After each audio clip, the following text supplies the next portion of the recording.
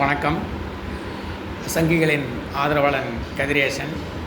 கொங்கு நாட்டின் காவலரே, கொங்கு நாட்டின் போர்வாளே, கொங்கு நாட்டின் முடிசூடா மன்னரே, கொங்கு இன காவலரே, கொங்கு நாட்டின் ஆணிவேரே, கொங்கு மக்களின் இரத்தத்தின் இரத்தமே, கொங்கு நாட்டின் உயிர் மூச்சே, கொங்கு நாட்டின் மன்னாதி மன்னனே, கொங்கு நாட்டின் மாமா மன்னனே, கொங்கு நாட்டின் மணிசூடா மகுடுமே, கொங்கு இளைஞர்களின் நம்பிக்கை நட்சத்திரமே.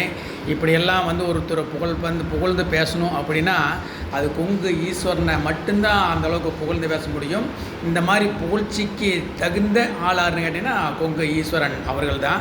அவர் 2021 சட்டமன்றத்தில் ஜெயிச்சு 2026 வரைக்கும் சட்டமன்றத்தில் கொங்கு நாட்டுக்காகவும் கொங்கு நாட்டு மக்களுக்காகவும் கவுண்டர் இனத்துக்காகவும் சட்டமன்றத்திலையும் பொதுவெளியிலையும் அவர் பண்ண ஆர்ப்பாட்டம் போராட்டம் அவர் செஞ்ச தியாகம் வெளியவே சொல்ல முடியாது. அவர் புகழ்ந்து பேசவே முடியாது. அந்தளவுக்கு நிறைய விஷயங்கள் அவர் செஞ்சுருக்கிறாரு.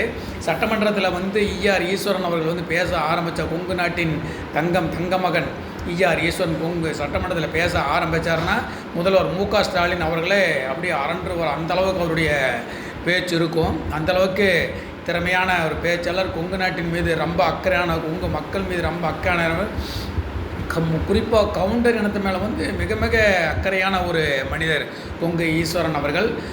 அவர் திமுகவில் கூட்டணியில் இருந்தால் கூட திமுக கூட்டணியில் இருக்கிறவங்க கொங்கு இனத்துக்காகவோ கொங்கு நாட்டுக்காகவோ ஏதாவது துரோகம் பண்ணிட்டாங்கன்னா அவ்வளோ பெரிய எதிர்ப்பை தெரிவிக்கக்கூடிய தலைவர் தான் கொங்கு ஈஸ்வரன் அவர்கள். அவரை திமுக கட்சிக்காரங்க பெருசாக ஏமாற்றிட்டாங்க. எப்படி ஏமாற்றிட்டாங்க அப்படின்னா 5 வருஷமாக 2021 26 வரைக்கும் தமிழ்நாடு முழுவதும் டாஸ்மாக் கடைகளை திறந்து வச்சு சாராயத்தை வச்சுருக்காங்க. இது நம்ம ஈஸ்வரன் சார்கிட்ட சொல்லாமல் விட்டுட்டாங்க, மறைச்சிட்டாங்க. இது ஈஸ்வரன் அவர்களுக்கு தெரியாமல் மறைச்சிட்டாங்க. இது மிகப்பெரிய கூட்டணி கட்சி தர்மத்தை மீறி மிகப்பெரிய ஈஸ்வரனுக்கு திமுக காரங்க செஞ்ச மிகப்பெரிய துரோகம். இதுக்காக நம்ம திமுக கட்சியை ரொம்ப வன்மையாக நம்ம கண்டிக்கிறோம். ஈஆர் ஈஸ்வரன்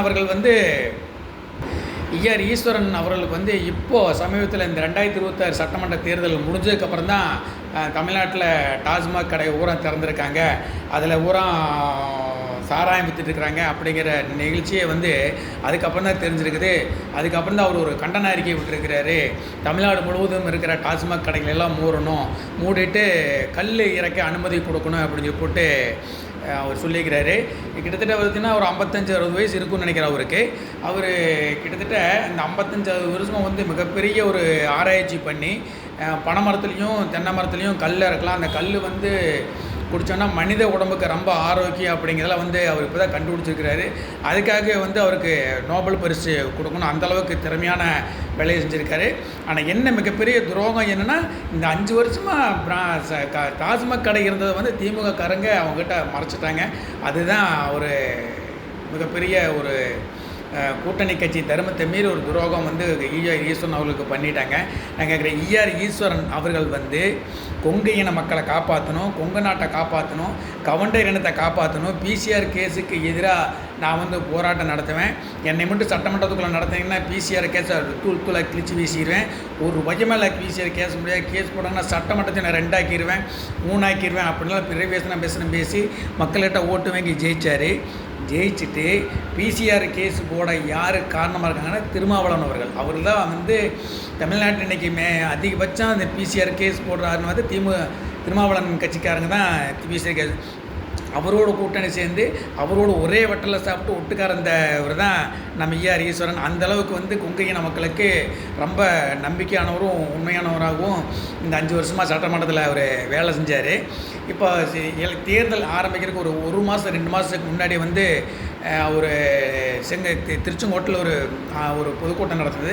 அதில் ரொம்ப வீரவசனத்தோட திருமாவளவனை ரொம்ப விமர்சனம் பண்ணி பேசினார். அது ரொம்ப பாராட்டத்தக்க விஷயம். இத்தனை வருஷமாக கூட்டணியில் சேர்ந்துட்டு ஒரே வட்டில் சாப்பிட்டு ஒன்று தேர்தல் நேரம் வந்த உடனே நான் பிசிஆரை எதுக்கிறேன், திருமாவளவை எதுக்கிறேன் அப்படின்னு சொல்லி ஒரு நாடகம் போட்டார் பாருங்க. அருமையான நாடகம். அந்த மாதிரி நாடகம் தமிழ்நாட்டில் அவர் தவிர வேறு யாருனாலையும் போட முடியாது. 2 சீட்டுக்காக அவருக்காகவும் அவருடைய குடும்ப நல்லாயிருக்காகவும் அவர் சொகுசு வாழ்க்கை வாழணுக்காகவும் அவர் குடும்ப சொகுசாக வாழணும் அப்படிங்கிறதுக்காகவும் வந்து கொங்கு நாட்டு மக்களை ஏமாற்றி கவுண்டரின மக்களை ஏமாற்றி ஓட்டு வாங்கி ஜெயிச்சு சுகபோகமாக வாழ்க்கையை அனுபவிச்சவர் தான் நம்ம கொங்கு ஈஸ்வரன் அவர்கள்.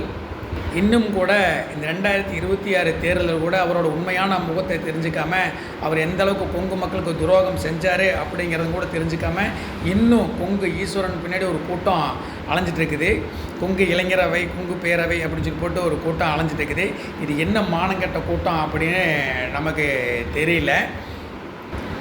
கொங்கு இனத்துக்காக பாடுபடுறேன் அப்படின்னு சொல்லி போட்டு ஒட்டுமொத்த கொங்கு இனத்தையும் ஒட்டுமொத்த கொங்கு சமுதாயத்தையும் ஒட்டுமொத்த கவுண்டர் சமுதாயத்தையும் ஒத்த சீட்டுக்காக அவருடைய சுகபோக வாழ்க்கைக்காக திமுக அரசுகிட்டையும் திருமாவளவன் அவர்கள்கிட்டையும் வந்து கொங்கு கட்சியை அடமானம் வச்ச ஒரே தன்மானமுள்ள மனிதன் ஈஆர் ஈஸ்வரன்.